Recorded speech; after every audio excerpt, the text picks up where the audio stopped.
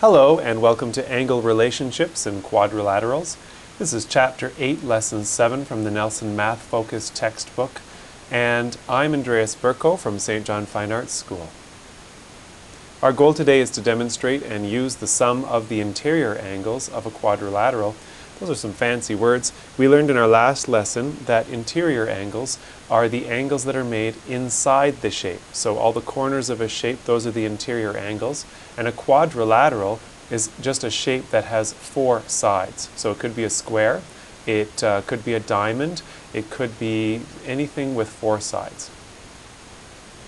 We have a character in our book here named Kendra, and she has been creating a mobile, but one of her pieces is damaged. She wants to repair it. As you can see on this side, it has one corner missing.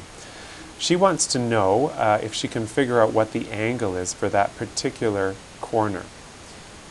What she tries to do is she tries to visualize this, this quadrilateral as an image that is actually two triangles. So she draws a line here, and you can see there's a red triangle now and a yellow triangle. She gives each side a letter name, and then she measures the angles of the triangles that she can identify. So she finds that in the corner here, that's a 30-degree angle. She finds over in this corner, that's a 72-degree angle. And this corner here, she doesn't know what the individual ones are necessarily, but she measures the large one of the two as 129 degrees. Now here's a constant that we discovered in the last lesson. We discovered that all of our angles in a triangle, they always add up to 180 degrees. That is a universal constant. Every time you have a triangle, it doesn't matter what kind of triangle it is, when you add up the angles after you've measured them, you'll find that they always equal 180 degrees. Now, since we have two triangles here, we can assume that there are 180 plus 180 degrees, and that equals 360 degrees. So in total, we have 360. So what we're going to find is that if we add A plus B plus C plus D, we're going to end up with 360. And so if we do that, we'll discover that that's 30 plus 129 plus 72 plus unknown D, so the question mark, that will equal 360. 360 is 231 plus D then, and so our answer is 129. And just so happens that it matches the other side there. So it's your turn. Question A says, what is the sum of a rectangle's interior angles? I want you to draw a rectangle. I want you to measure the sum of its interior angles.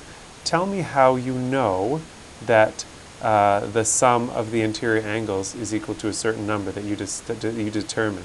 So you're going to draw the rectangle and explain how you know what the sum of its interior angles are. Okay, you won't necessarily need to measure this, you just need to draw it. So what did you find? You found that if you drew a square here, or a rectangle I should say, then you have right angles on every side. You've got 90 plus 90 plus 90 plus 90, and that should add up to 360 degrees. Another way that you might have chosen to do this, based on our first example, is you might have chosen to divide that rectangle into two triangles. And so what you'll find is that you've got approximately 60, approximately 30, this is definitely 90, and you'll have the same thing on the other side. When you add those together, you've got 180, and then when you add the two triangles together, you get 360.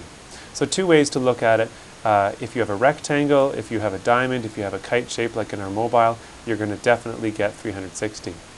Question B says, draw a parallelogram. Now this is a parallelogram, and it asks you to measure the interior angles. What is their sum and what do you notice?